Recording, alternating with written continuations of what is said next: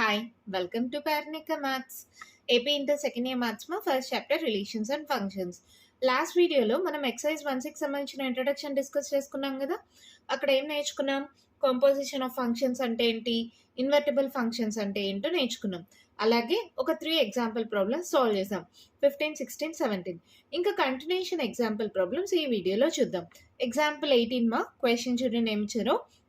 If R1 and R2 are equivalence relations in a set A, show that R1 intersection R2 is also equivalence relation.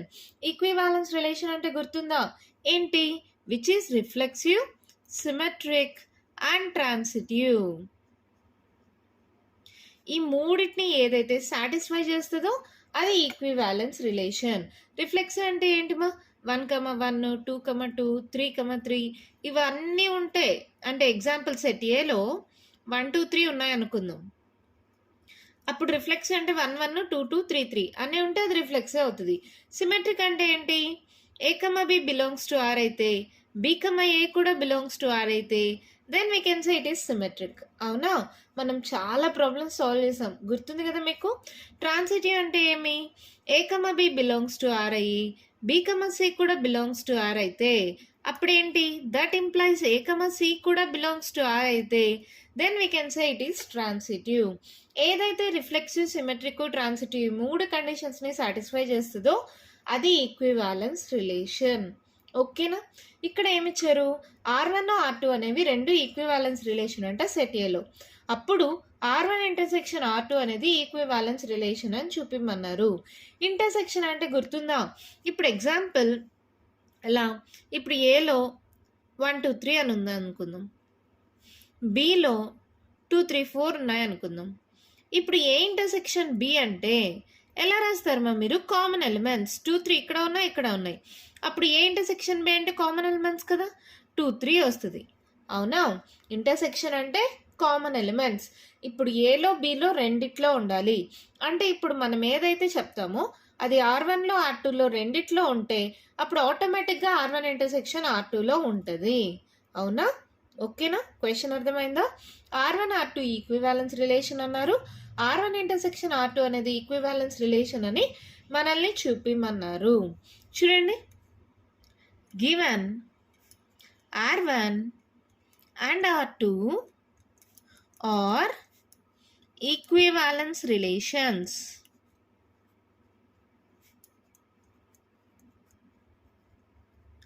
That implies R1 and R2 are reflexive, symmetric and transitive. Equivalence అంటే ఇదే కదా. R1, R2 రెండు reflexive అవుతాయి, symmetric అవుతాయి, transitive కూడా అవుతాయి. మనము వాటి యొక్క ఇంటర్సెక్షన్ కూడా ఈక్వివాలెన్స్ రిలేషన్ అని చూపించాలి. అంటే ఎలా చూపించాలి? R1 ఇంటర్సెక్షన్ R2 అనేది రిఫ్లెక్సివ్, సిమెట్రిక్, ట్రాన్సిటివ్ అని చూపించాలి. అంతేనా? First let small A belongs to capital A. Set A అన్నారు కదా, let small A belongs to A అనుకుందాం. That implies belongs to A అయితే R1 and R2 are equivalence relations in set A అన్నారు. R1, R2 అనేవి set ఏలోనే ఉన్నాయి. అంటే ఏం చెప్పచ్చు? A, A belongs to R1, A, A belongs to R2. అవునా? ఎందుకనిమా? Set ఏలోనే ఉన్నాయి R1, R2 అనేవి. R1, R2 are equivalence relations in set A. ఇక్కడ small A belongs to capital A అన్నాను అనుకో, ఈ R1, R2 already reflexive, symmetric, transitive అన్నాను కాబట్టి reflexive కాబట్టి A, A belongs to R1 అవుతుంది, A, A belongs to R2 అవుతుంది. Therefore A, A రెండిట్లో ఉంది, R1లో ఉంది, R2లో ఉంది. A, A belongs to R1 intersection R2. అవునా? Therefore R1 intersection R2 is reflexive. అంతే, సింపుల్గా చెప్పేసాం. అర్థమైందా? ఇప్పుడు ఏ అనేది సెట్ ఏలో ఉంది అన్నాం, ఇది R1, R2 అనేవి రిఫ్లెక్సివ్ అన్నాం. కాబట్టి A, A అనేది R1లో ఉంటుంది, A, A అనేది R2లో ఉంటుంది. అప్పుడు ఆటోమేటిక్గా A, A అనేది ఏంటి? R1 ఇంటర్సెక్షన్ R2లో కూడా ఉంటుంది కదా. Therefore R1 intersection R2 is reflexive. Okay, ఇప్పుడు ఏం చేద్దాం? Let A, B belongs to A అనుకుందాం. ఓకేనా? దట్ ఇంప్లైస్ ఏం చెప్పచ్చు, let A comma B belongs to R1 intersection R2 అనుకుందాం. ఓకేనా? ఏబి అనేవి సెట్ ఏలో ఉన్నాయి, అలాగే ఏబి అనేది R1 ఇంటర్సెక్షన్ R2లో ఉన్నాయి అనుకుందాం. లెట్ ఉంటే అప్పుడు ఏమవుతుంది, ఇంటర్సెక్షన్లో ఉన్నాయంటే R1లో R2లో కూడా ఉన్నట్టే కదా. That implies A comma B belongs to R1 and A comma B belongs to R2. Here R1 and R2 are symmetric.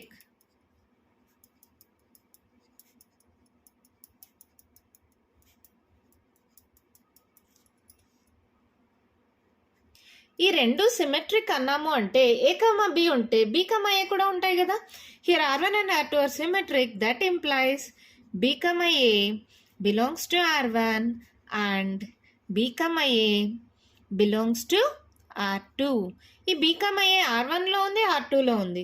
అప్పుడు ఏం చెప్పచ్చు, therefore B, A belongs to R1 intersection R2. A, B belongs to R1 intersection R2 అన్నాం. B, A కూడా belongs to R1 intersection R2. ఏం చెప్పచ్చు, therefore R1 intersection R2 is symmetric. AB ఉండి BA కూడా ఉంటే అది సిమెట్రిక్ అవుతుంది. అంతేనా? అర్థమవుతుందా ప్రాబ్లము? డౌట్ ఏం లేదు కదా. ఇక్కడ ఏబి అనేవి R1 ఇంటర్సెక్షన్ R2లో ఉన్నాయి అంటే ఖచ్చితంగా ఇది R1లో R2లో ఉన్నట్టే. R1 R2 ఆల్రెడీ సిమెట్రిక్ అన్నాం కాబట్టి B, A అనేది R1 R2లో ఉన్నట్టే. R1 R2లో ఉంటే అది ఆటోమేటిక్గా B, A అనేది R1 ఇంటర్సెక్షన్ R2లో కూడా ఉన్నట్టే కదా. సో R1 ఇంటర్సెక్షన్ R2 అనేది సిమెట్రిక్ అవుతుంది. ఇప్పుడు ఏంటి, let A, B, C belongs to capital ఏ అనుకుందాం.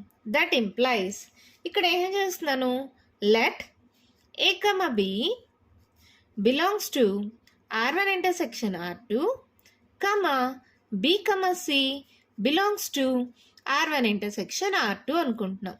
ఈ రెండు ఉన్నాయి అనుకుందాం. అప్పుడేంటి, ఇది R1లో R2లో రెండిట్లో ఉన్నట్టే, ఇది కూడా R1 R2లో ఉన్నట్టే. A, B belongs to R1, A, B belongs to R2. అవునా?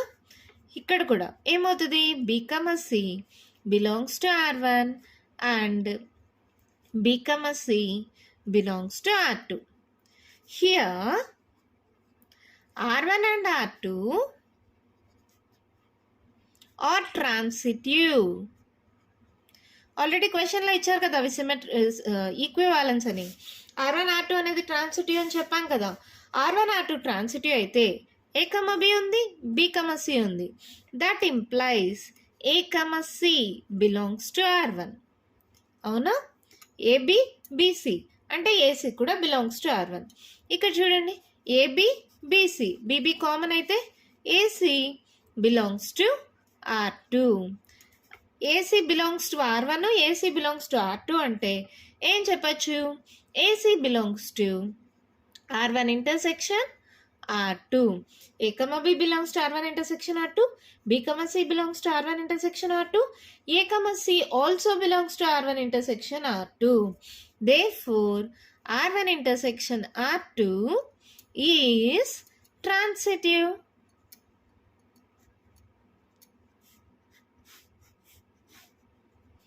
Therefore, R1 intersection R2 is also equivalence relation. అంతే, మన ప్రాబ్లం కంప్లీట్ అయిపోయింది. చాలా సింపుల్ మా. ఈ మోడల్లో మనం చాలా ప్రాబ్లమ్ సాల్వ్ చేద్దాం. అక్కడ ఏంటంటే ఏవైనా నంబర్స్ అలా ఉంటాయి. ఇక్కడ ఏంటంటే R1, R2 రెండు రిలేషన్స్ ఇచ్చారు, వాటి యొక్క ఇంటర్సెక్షన్ ఇచ్చారు. ఇంటర్సెక్షన్ అంటే చెప్పా కదా, రెండిట్లో కామన్ ఎలిమెంట్స్. సో ఏలో R1లో R2లో రెండిట్లో కామన్గా ఉంటే అది R1 ఇంటర్సెక్షన్ R2లో ఉంటుంది. R1 R2 already equivalence relations అని క్వశ్చన్లో ఇచ్చారు. అంటే R1 R2 reflexive, symmetric, transitive ఈ 3 కండిషన్స్ని సాటిస్ఫై చేస్తాయి. So A belongs to A అనుకుంటే ఏ, ఏ అనేది R1లో, ఏ, ఏ అనేది R2లో ఉంటుంది కాబట్టి ఏ, ఏ అనేది R1 ఇంటర్సెక్షన్ R2లో కూడా ఉంటుంది కాబట్టి అది రిఫ్లెక్సివ్ అయింది. ఏబి బిలాంగ్స్ టు ఏ అనుకుంటే let A, B belongs to R1 intersection R2 అనుకుందాం. అప్పుడు ఆటోమేటిక్గా ఇది R1లో, R2లో రెండు ఉంటుంది. R1 R2 అనేవి సిమెట్రిక్ కాబట్టి ఏ, బి ఉంటే బి, ఏ కూడా ఉంటుంది, ఏ, బి ఉంటే బి, ఏ కూడా R1 R2లో ఉంటాయి. ఎప్పుడైతే R1 R2లో రెండు ఏలు ఉంటే అప్పుడు R1 ఇంటర్సెక్షన్ R2లో కూడా ఏ ఉంటుంది కదా. సో ఇది సిమెట్రిక్ అవుతుంది. ఏబిసి బిలాంగ్స్ టు ఏ అనుకుంటే ఏబి అనేది R1 ఇంటర్సెక్షన్ R2లో, బీసీ అనేది R1 ఇంటర్సెక్షన్ R2లో ఉంటే సపరేట్గా R1లో ఏ, బి ఉంటుంది, బి, సి ఉంటుంది. అలాగే ఏ, బి అనేది R2లో ఉంటుంది, బి, సి అనేది R2లో కూడా ఉంటుంది. ఈ R1 R2 అనేది ట్రాన్సిటివ్ కాబట్టి ఏ, బి, బి, సి ఉంటే ఆటోమేటిక్గా ఏ, సి అనేది కూడా R1లో ఉంటుంది. అలాగే సేమ్ ఏ, సి అనేది R2లో కూడా ఉంటుంది. R1లో R2లో ఉంటే ఇది ఖచ్చితంగా ఇంటర్సెక్షన్లో కూడా ఉంటుంది. ఏ, సి అనే ఇంటర్సెక్షన్లో R1 ఇంటర్సెక్షన్ R2లో కూడా ఏ, సి ఉంటుంది. సో ఏ, బి ఉంది, బి, సి ఉంది, ఇక్కడ ఏ, సి కూడా వచ్చింది. అంటే ఏం చెప్పచ్చు, R1 ఇంటర్సెక్షన్ R2 అనేది ట్రాన్సిటివ్. ఎప్పుడైతే ఇది రిఫ్లెక్సివ్, సిమెట్రిక్, ట్రాన్సిటివ్ అయిందో ఇది ఈక్వివాలెన్స్ రిలేషన్ అవుతుంది. ఓకేనా, అర్థమైందా? ఇంతకు ముందు కూడా ఇలాంటి ప్రాబ్లమ్స్ మనం చాలా సాల్వ్ చేసామ్మా. అక్కడ ఏబిసిలు తీసుకున్నాం డైరెక్ట్గా, ఇక్కడ R1 R2 అనేది తీసుకుంటున్నాం అంతే. ఒకసారి అవి రివర్స్ చేసుకోండి, మీకు ఈజీగా అనిపిస్తుంది. ఓకేనా, మన నెక్స్ట్ ప్రాబ్లం చూద్దామా. ఎగ్జాంపుల్ 19 మా క్వశ్చన్ చూడండి ఏమి ఇచ్చారు. Let R be a relation on the set A of ordered pairs of positive integers defined by x, y related to u, v. R అంటే related to. If and only if xy is equals to yu. ఈ condition satisfy అయితే ఈ రెండింటికి ఒకదానికొకటి relation ఉంది. Show that R is an equivalence relation. ఈ R అనేది equivalence relation అని చూపిమన్నారు.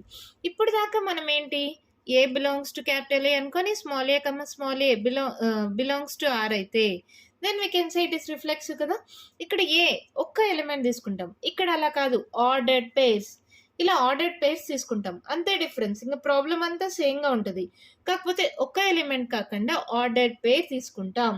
ఇక్కడ ఏ బదులుగా ఎక్స్, వై తీసుకుంటాం, అంతేమా. చూడండి solution. Let X, Y belongs to set A అన్నారు కదా, బిలాంగ్స్ టు క్యాపిటల్ ఏ అనుకుందాం. దట్ ఇంప్లైస్ ఏంటి, ఇప్పుడు xy ఈక్వల్స్ టు వై అన్నారు. ఎప్పుడు ఇది X, Y related to U, V. ఇక్కడ ఎక్స్, వై మాత్రమే ఉంది అంటే ఏం చెప్పచ్చు, xy ఈజ్ ఈక్వల్స్ టు దీని రివర్స్కి ఈక్వల్ అవుతుందా, వైఎక్స్కి ఈక్వల్ అవుతుందా లేదా. ఓకే, మరి ఈ రెండు ఎలా రిలేట్ అయ్యాయి, నేను పెన్సిల్తో రాసి చూపిస్తున్నా చూడండి మా. ఇది 1 2 3 4 అనే నంబర్స్ ఇచ్చుకుంటే పెన్సిల్తో ఇస్తున్నా, అంటే ఇది కామన్గా రాయాల్సింది కాదు, జస్ట్ మీకు అర్థం అవడం కోసం. దేనికి రిలేషన్ ఉంది, 1కి 4కి. వై అంటే 2, యూ అంటే 3, అంటే 1 4 is equals to 2 3. 1 4 is equals to 2 3. అంటే ఇప్పుడు దేని రిలేట్ చేయాలి, 1 2 ఒక ఆర్డర్డ్ పేరు, 3 4 ఒక ఆర్డర్డ్ పేరు. అంటే that implies 1 2 x, y related to 3 4 x, y. x, y related to x, y అంటే ఏ, ఏ వచ్చినట్టు. ఇది ఏ రిలేటెడ్ టు ఏ వచ్చినట్టు. సో ఏం చెప్పచ్చు, therefore R is reflexive. అంతేనా మేడం, అయిపోయిందా? అయిపోయింది మా, చాలా సింపుల్. ఇక్కడ ఏ ఒకటే తీసుకుంటాం కదా, అలా కాకుండా ఇక్కడ ఆర్డర్డ్ పేర్ తీసుకుంటాం. xy బిలాంగ్స్ టు ఏ అనుకుంటాం. xy ఈక్వల్స్ టు వైఎక్స్ అనొచ్చా లేదా, దాని రివర్స్కి ఈక్వల్ అవుతుందా లేదా, మల్టిప్లికేషన్లో ఉంది కదా, ఈక్వల్ అవుతుంది. ఇక్కడ 1 4 ఈక్వల్స్ టు 2 3 ఉంటే 1 2 ఒక ఆర్డర్డ్ పేరు, 3 4 ఒక ఆర్డర్డ్ పేర్లో రాసాం. సో 1 2 ఒక ఆర్డర్డ్ పేర్, 3 4 ఒక ఆర్డర్డ్ పేర్లో రాస్తే xy is related to xy వచ్చింది. Therefore R is reflexive. ఇప్పుడు రెండు ఆర్డర్డ్ పేర్స్ తీసుకోండి. Let X, Y belongs to A and U, V belongs to A అనుకుందాం. దట్ ఇంప్లైస్ ఏమవుతుందమ్మా, ఆల్రెడీ ఈ రెండు రిలేట్ అయితే రిలేషన్ వాళ్ళే ఇచ్చారు కదా, x comma y is related to u comma v, that implies xv is equals to yu. ఇది క్వశ్చన్లో ఇచ్చారు. అవునా? ఇది ఈ పక్కకి మార్చచ్చా? మార్చండి. yu is equals to xv. ఇప్పుడు ఈ రివర్స్ చేస్తున్నాం, uy చేస్తున్నాం. అప్పుడు ఇది కూడా vx అవుతుందా? అవునా కాదా? ఓకే. ఇప్పుడు మళ్ళీ చూడండి, 1 4 2 3 అనుకుంటే ఏమేమి ఒక ఆర్డర్ పేర్ రాయాలమో 1 2 ఒక ఆర్డర్ పేర్ కదా.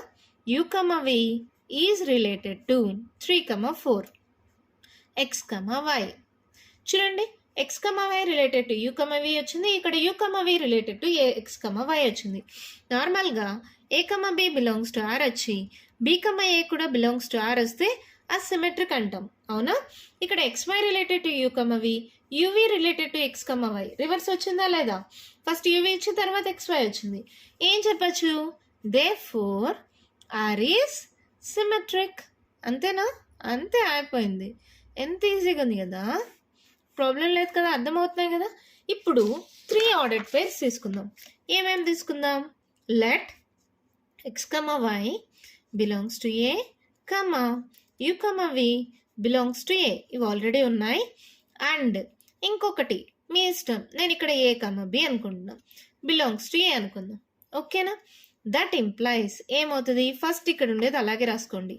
క్వశ్చన్లో ఇచ్చారు కదా, x y related to u v, that implies xv is equals to yu. అవునా? ఇప్పుడు uv related to a b, that implies ఏమవుతుందమ్మా? x ప్లేస్లో ఏముంది ఇక్కడ? u. v ప్లేస్లో ఏముంది ఇక్కడ? b. ఇక్కడ x ప్లేస్లో u ఉంది, v ప్లేస్లో b ఉంది, y ప్లేస్లో v ఉంది, u ప్లేస్లో a ఉంది. అర్థమవుతుందా? x ప్లేస్లో u, y ప్లేస్లో v, u ప్లేస్లో a, v ప్లేస్లో b. జస్ట్ సబ్స్టిట్యూట్ చేస్తే ఇలా వచ్చింది. ఇక్కడ నుంచి చూడండి, x ఇక్కడ ఉంది కదా, y మల్టిప్లై అవుతుంది, ఇటు సైడ్కి వస్తే డివైడ్ అవుతుంది. x by y is equals to v multiply అవుతుంది, ఇటు సైడ్కి వస్తే డివైడ్ అవుతుంది. u by v. అవునా? ఇక్కడ కూడా సేమ్, v మల్టిప్లై అవుతుంది, ఇటు సైడ్కి వస్తే డివైడ్ అవుతుంది. u by v. ఇది b మల్టిప్లై అవుతుంది, ఇటు సైడ్కి వస్తే డివైడ్ అవుతుంది. a by b. therefore ఈ మూడింటిని కలిపి రాసుకోవచ్చా? x by y is equals to u by v, that equals to a by b. x by y, u by v, u by v equals to a by b. So u by v అనేది రెండిట్లో common కాబట్టి therefore x by y is equals to a by b అనుకోవచ్చా? uv అనేది రెండిట్లో common కదా, చూడండి common కాబట్టి x by y equals to a by b అనొచ్చా? జస్ట్ క్రాస్ మల్టిప్లై చేయండి. xb is equals to ya. అవునా? మనం తీసుకున్న ఆర్డర్ ఏంటది? ఇది 1 4 2 3. 1 4 ఈక్వల్స్ టు 2 3 అని ఉంటే మనం ఎలా రాయాలమో? 1 2 ఒక ఆర్డర్డ్ పేర్, 3 4 ఒక ఆర్డర్డ్ పేర్. 1 2 ఏంటది? x y related to 3 4 a b. అవునా? ఇక్కడ మీరు గమనించండి, x y related to u v, u v related to a i. uv అనేది కామన్ తీస్తే x y related to a b. ఇప్పుడు నార్మల్గా a b belongs to r, b c belongs to r అనుకుంటే bb common అయితే a c belongs to r అయితే we can say it is transitive కదా. అవునా కాదా? ఇక్కడ కూడా అంతే కదా. సిమెట్రిక్ అయితే ఇలా, ట్రాన్సిటివ్ అయితే ఇలా. bb కామన్ లాగా ఇక్కడ uv common. xy is related to a b వచ్చిందా? therefore r is transitive.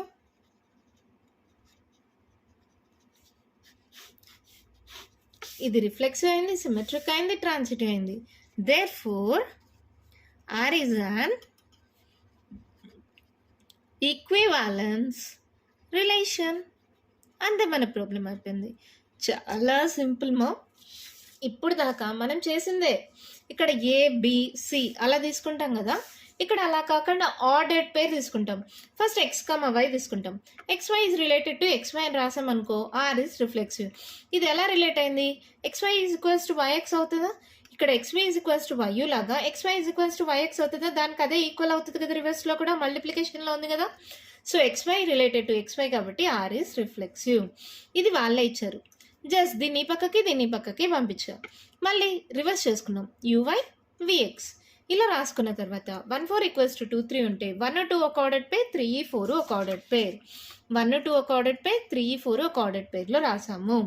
రాసిన తర్వాత గమనిస్తే XY రిలేటెడ్ టు UV అయితే UV రిలేటెడ్ టు XY వచ్చింది, రివర్స్ వచ్చింది. So RS symmetric.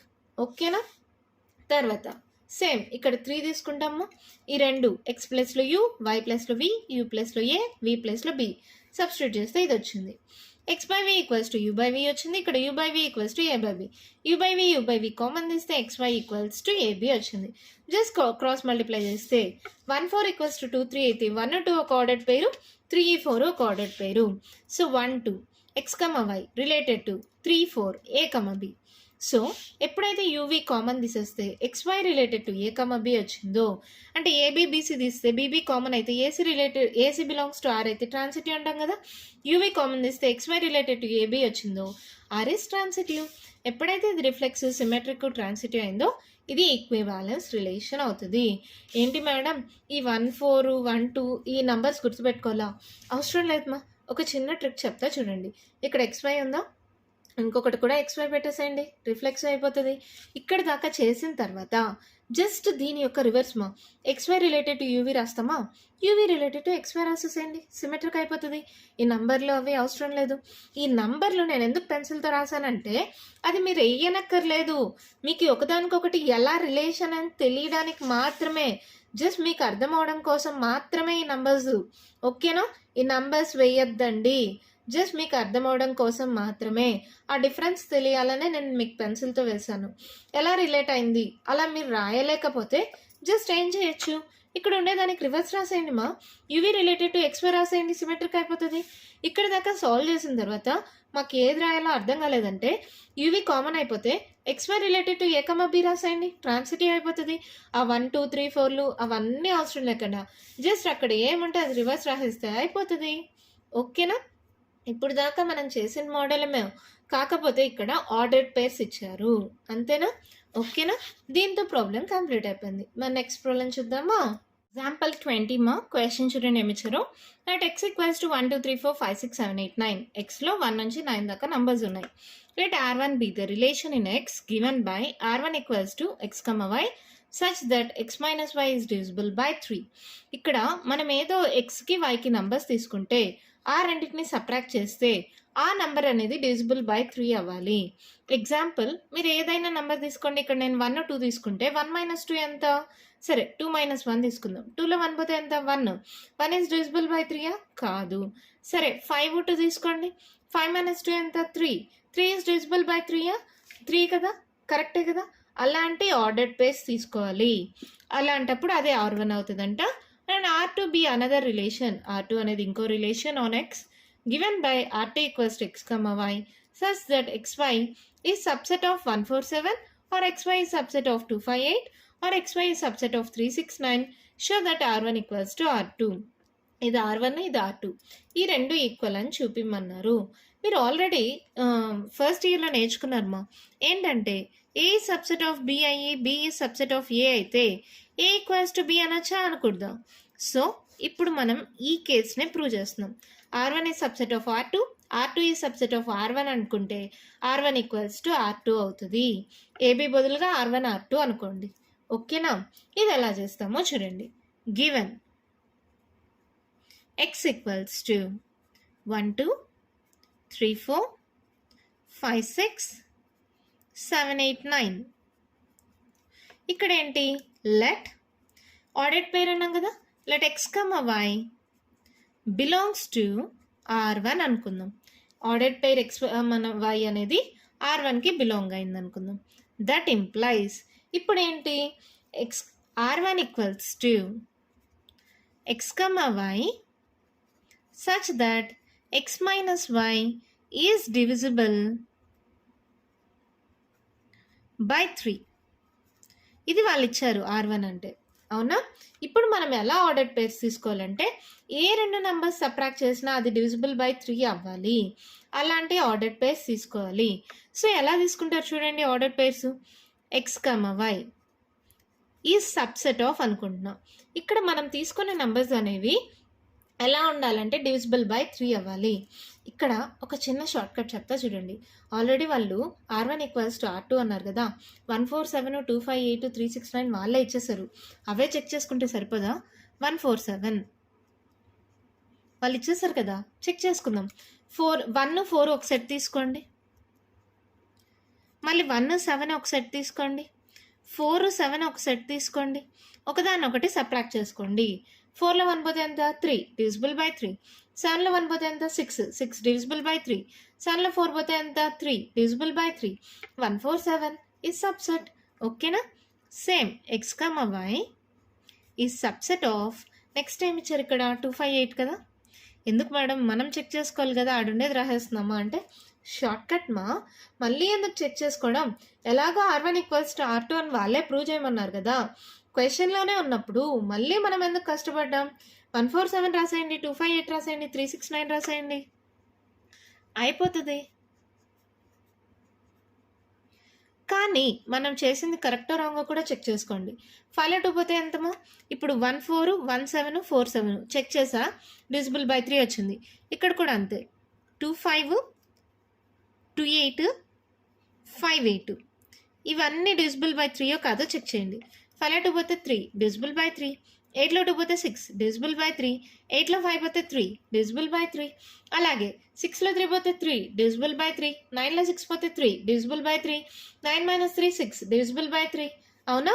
రివర్స్ కూడా డివిజిబుల్ బై 3. ఎందుకని? మైనస్లు వస్తాయి అంతే. -3 అయినా డివిజిబుల్ బై 3 కదా, -6 అయినా డివిజిబుల్ బై 3 కదా, -9 అయినా డివిజిబుల్ బై 3 కదా. ఇక్కడ మైనస్ వచ్చే అవకాశం ఉన్నా కూడా డివిజిబుల్ బై 3 అవుతుంది. అవునా? ఇలా రాసామంటే this is nothing but R2. That implies x, y, sorry ordered pair రాయిద్దండి, సారీ బ్రాకెట్స్ పెట్టద్దండి, ఆర్డర్డ్ పేర్ రాయండి. That implies x, y belongs to R2. ఇవన్నీ R2లో ఉన్నాయి ఆల్రెడీ, మనం ఏడు నుంచే రాసామనుకో, కానీ R2లో కూడా ఉన్నాయి. అవునా? సో ఏం చెప్పచ్చు? x, y belongs to R1 వచ్చింది, x, y belongs to R2 వచ్చింది. Therefore R1 is subset of R2. ఓకేనా? ఓకే. సేమ్ దీన్ని కొంచెం రివర్స్లో చేస్తాం. ఇక్కడ చూడండి, let x, y belongs to R2. That implies, ఇక్కడ క్వశ్చన్లో ఇచ్చిన మొత్తం రాసుకోండి మా. R2 equals to x, y such that x, y is subset of 147.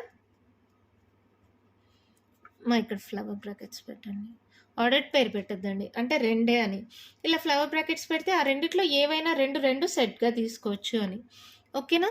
R x, y is subset of 258 or xy is subset of 369.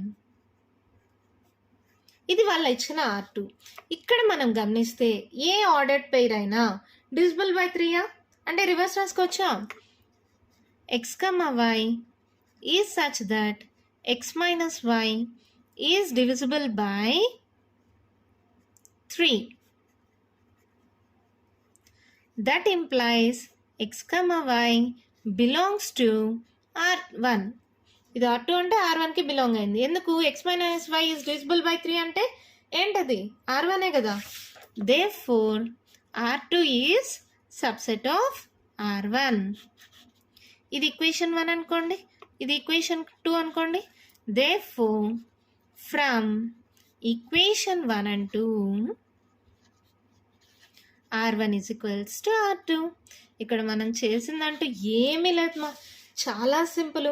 ఇచ్చిన x రాసుకున్నామా, xy belongs to R1 అనుకున్నామా, R1 ఏమైతే ఇచ్చారో ఈ మొత్తం ఇక్కడ నుంచి ఇక్కడ దాకా రాసుకున్నానా? రాసుకున్న తర్వాత R1 ఈక్వల్స్ టు R2 అని వాళ్ళే చెప్పేశారు కదా. జస్ట్ ఏం చేశాను, ఇక్కడ నుంచి x, y is subset of 147 R x, y is subset of 258 R xy is subset of 369 ఇక్కడ ఉండేవి రాసేసాను. నార్మల్గా అయితే ఇవి మనమే కనుక్కోవాలి, అవసరం లేదు. R1 ఈక్వల్స్ టు R2 అని వాళ్ళే క్వశ్చన్లో ఇచ్చారు, షో దట్ అన్నారు. షో దట్ అంటే ఇది ఖచ్చితంగా ట్రూ అవుతుందని కదా. సో ఇక్కడ ఉండేవన్నీ రాసేసామనుకో, ఇవన్నీ డివిజిబుల్ బై 3 కదా. మనం చెక్ చేసాం కూడా, అన్నీ డివిజిబుల్ బై 3 వచ్చింది. అంటే దిస్ ఈజ్ నథింగ్ బట్ R2లో ఉన్నట్టే కదా. That implies x, y belongs to R2, therefore R1 is subset of R2. మళ్ళీ ఏం చేసా, XY బిలాంగ్స్ టు R2 అనుకున్నాం. R2 అంటే ఇచ్చిన ఎక్వేషన్లో ఉండేది మొత్తం రాసుకున్న తర్వాత ఇదేంటి, ఈ 1, 4, 7 ఇవన్నీ ఏంటి, డివిజిబుల్ బై 3 కదా. ఇక్కడ R1లో ఉందే x minus y is divisible by 3 అని, అది రాసామనుకో దట్ బిలాంగ్స్ టు R1 అని చెప్పచ్చు. So R2 is subset of R1 అని చెప్పచ్చు. R1 subset R2, R2 subset R1 అంటే R1 is equals to R2. ఇది అసలు ప్రాబ్లమే కాదు మా, తిప్పించి మళ్ళీ వాళ్ళు ఇచ్చినదే, క్వశ్చన్లో ఇచ్చినదే. ఫస్ట్ R1 తీసుకొని R2లో ఉండేది రాసుకున్నాం, R2 తీసుకొని R1లో ఉండేది రాసాం, ఈక్వల్ అని చూపించేసాం. ఎంత ఈజీగా ఉంది కదా. ఇలాంటి ప్రాబ్లమ్స్ ఇస్తే బాగుంది కదా, ఉండేది ఉన్నట్టు రాసుకుంటే వెళ్ళిపోవచ్చు. మనం కష్టపడి ఆలోచించి సాల్వ్ చేసేంత ఏం ఉండదు దీంట్లో. ఓకేనా, అర్థమైందా? మరి నెక్స్ట్ ప్రాబ్లం చూద్దామా. ఎగ్జాంపుల్ 21 మా ఏమి ఇచ్చారో చూడండి. f maps x to y be a function defined a relation r in x. Relation r అనేది xలో ఉంది. Given by r is equals to a, b such that f of a equals to f of b. Examine whether r is an equivalence relation or not. ఇది equivalence రిలేషనా కాదా, x to y అన్నారు. ఓకేనా, ఎలా చెప్తాం ఇక్కడ, just let small a belongs to capital x అనుకుందాం. r is a relation in x అన్నారు కదా, అంటే small A comma A belongs to R అనొచ్చా.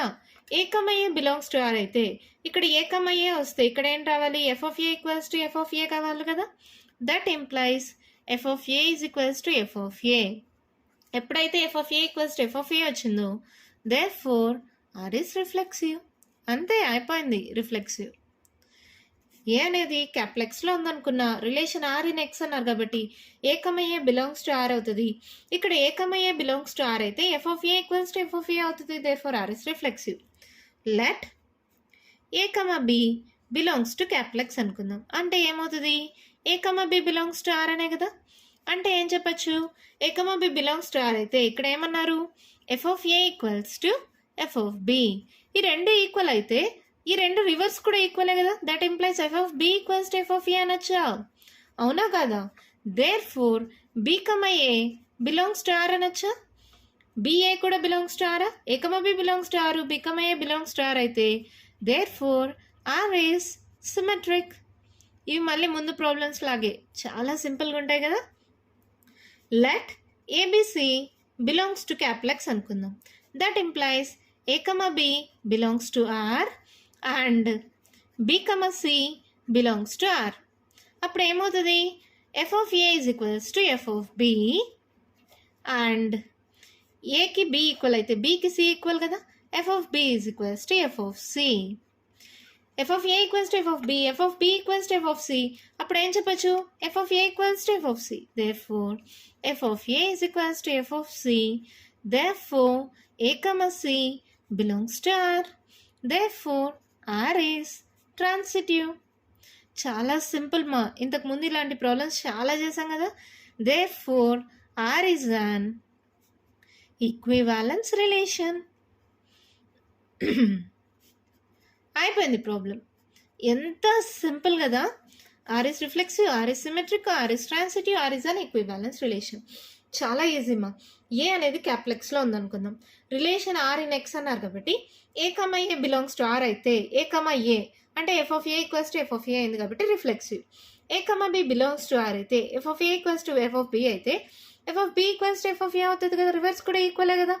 So b comma a comma B belongs to R, b comma A belongs to are కాబట్టి R is symmetric. ఇక్కడ a b c belongs to X అయితే a comma B belongs to R, b comma c కూడా belongs to R. ఇక్కడ f of A equals to F of b అయితే ఇక్కడ f of B equals to F of c అవుతుంది. F of b common అయితే F of A equals to F of c అవుతుంది. అంటే ఏం చెప్పచ్చు, a b belongs to R, b c belongs to R, AC కూడా belongs to are కాబట్టి R is transitive. ఎప్పుడైతే ఇది రిఫ్లెక్సివ్, సిమెట్రిక్, ట్రాన్సిటివ్ అయిందో ఆర్ ఇస్ ఈక్వివాలెన్స్ రిలేషన్. ఇదైతే అంత పాత మోడలే కదా, కొత్తగా అయితే మీరు ఏం చేయలేదు. అర్థమైందా? ఇంకా ఎగ్జాంపుల్స్ ఉన్నాయేమో, నెక్స్ట్ వీడియోలో కంటిన్యూ చేద్దాం. ఈ వీడియోలో నేను చెప్పిన ఎగ్జాంపుల్ ప్రాబ్లమ్స్ అన్నీ ఇంపార్టెంట్ ఏమో, సో బాగా నేర్చుకోండి. మీకు ఇంకా ఏమైనా డౌట్స్ ఉంటే కామెంట్ బాక్స్‌లో అడగండి. మీకు గాని వీడియో నచ్చినట్టయితే లైక్ చేయండి, షేర్ చేయండి. నా ఛానెల్‌ని సబ్స్క్రైబ్ చేసుకోండి. Thank you.